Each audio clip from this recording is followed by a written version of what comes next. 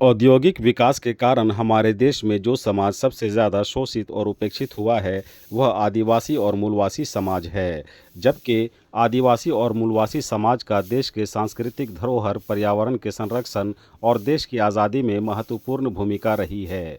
उक्त बातें अखिल भारतीय कांग्रेस कमेटी के राष्ट्रीय मीडिया चेयरमैन पवन खेड़ा ने आज सेंट जेवियर कॉलेज में संविधान में आदिवासी अधिकार बनाम ज़मीनी हकीकत विषय पर परिचर्चा के दौरान अपने संबोधन में कही।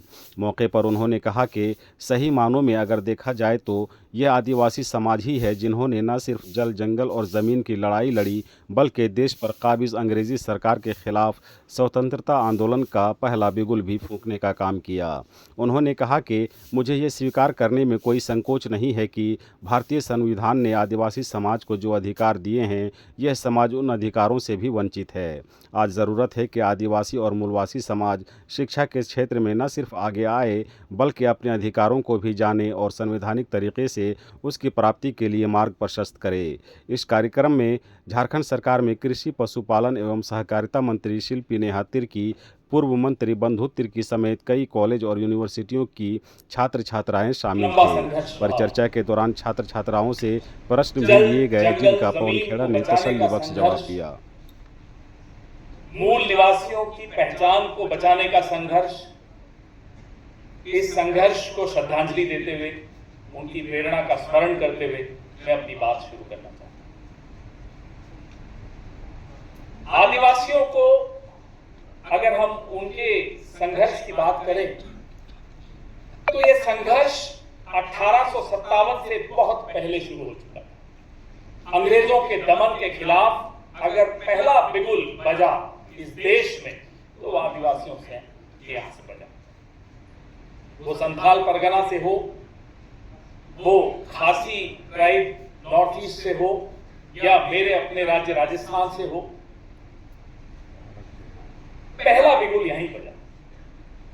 और दमन के खिलाफ आदिवासियों ने हमेशा आवाज उठाई। इस देश ने वो आवाज सुनी, उस आवाज से इस देश ने प्रेरणा दी थी। नेहरू जी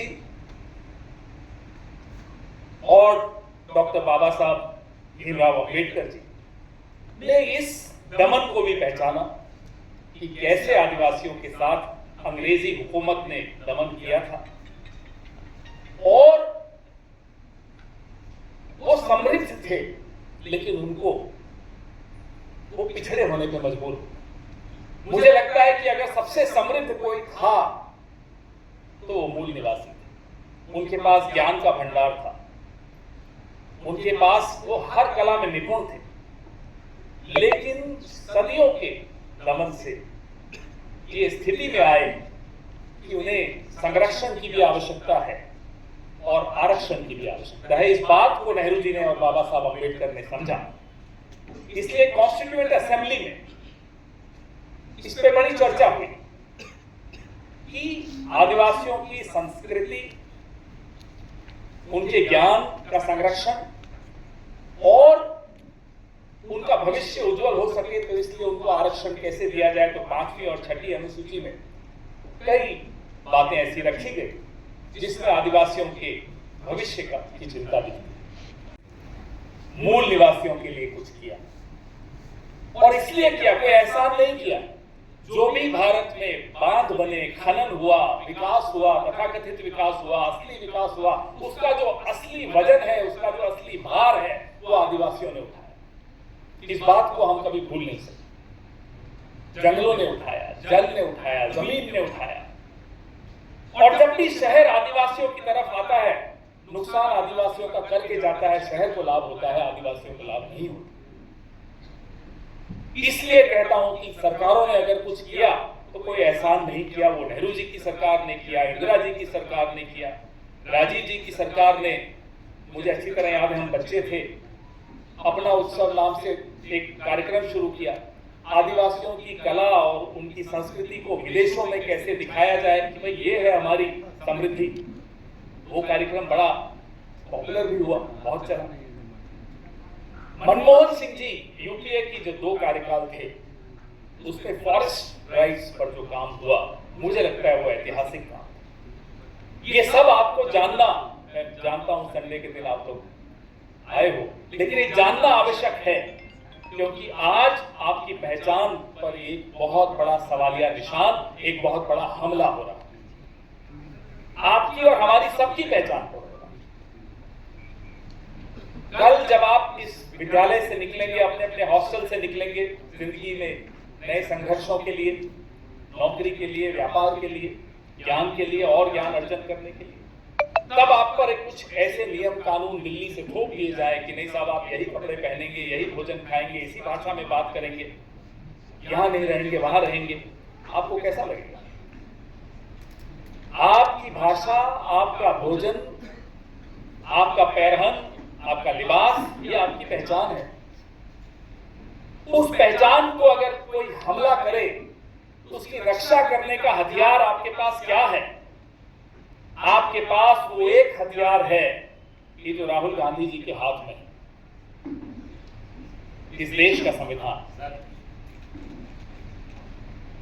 यह संविधान आपकी ढाल है, यह संविधान आपकी तलवार है, यह संविधान आपको वोट करने का हक देता है और वो वोट ही है जो आपकी पहचान को बचा सकता है। SIR सुना होगा, बिहार में शुरू किया, पूरे देश में ला रहा। ये उसी पहचान को खत्म करने की साजिश है। ये उस हथियार को जो आपके हाथ में है उसको खत्म करने की साजिश है। अरे आदिवासी, मूल निवासी तो यहां तब से हैं जब कागज का आविष्कार नहीं हुआ था। उनसे कहते हो कागज दिखाओ, वो कागज दिखाएंगे आपको, नहीं तो उनका वोट खत्म कर दिया जाएगा। ये हमला जो आप पर, हम सब पर हो रहा है, इस हमले से बचने के लिए जरूरी है कि हम सब ये संवाद करें। बंधु तिर्की जी, मैं आपको बहुत बहुत धन्यवाद देता हूं कि इस तरह का संवाद आपने रखा। फादर, आपको मैं बहुत धन्यवाद देता हूं कि आपने इस प्रांगण में 24 हॉस्टल्स के बच्चों को बुलाया। हम तो बीता हुआ कल है, हम में से कुछ आज हो सकते हैं, लेकिन हम बीता हुआ कल है, आप आने वाला कल। और आपकी पहचान के लिए राहुल गांधी 4000 किलोमीटर पैदल चले इस देश में। इन्हीं अधिकारों, इसी हक और इसकी रक्षा करने के लिए चले, इसको बचाने के लिए चले। ये किताब नहीं है, ये ग्रंथ है। ये सब धर्मों से मैं इसको ऊंचा मानता हूं क्योंकि यही हमें आजादी से सांस लेने की जो हमें स्वतंत्रता मिली है वो इससे मिली। अपनी भाषा, अपना लिबास, अपना भोजन, अपनी संस्कृति थोपना चाहते हैं। तो क्यों थोपना चाहते हैं? ये दूसरा सवाल आप सबके मन में आएगा। ये इसलिए थोपना चाहते हैं कि उन्हें मालूम है कि एक समृद्ध संस्कृति है, इससे वो मुकाबला कभी नहीं कर पाएंगे। इसलिए इसको कैसे हरा सकते हैं, इसको कैसे दबा सकते हैं, इसको कैसे कुचल सकते हैं, वो साजिश रचते रहते हैं। आज से नहीं रच रहे, सैकड़ों सालों से रच रहे, अलग अलग रूप में आकर रचते हैं। मूल निवासी कहने में इन्हें शर्म आती है, आदिवासी कहने में इन्हें शर्म आती है, कहते हैं वनवासी हो। अरे आप कौन होते हो हमें वनवासी कहने? क्योंकि मूल निवासी का अर्थ है कि सबसे पहले जो थे, आदिकाल से जो थे वो आप थे। बाहर से कौन आया, अंदर कौन था, ये पोल खुल जाती है। जब आप थोड़े और बड़े होंगे तो आर्य कहां से आए उस पर जरूर पढ़िएगा। ये डिबेट अब खत्म हो चुकी है। बाहर से आए हुए लोग आए, स्वागत है, रहें, अपना बना के रहें, लेकिन अपनी संस्कृति थोपने का अधिकार किसी को नहीं है, अपनी भाषा थोपने का अधिकार किसी को नहीं है। सीखिए, आपकी समृद्धि से कुछ सीखिए, देश समृद्ध होगा, समाज समृद्ध होगा।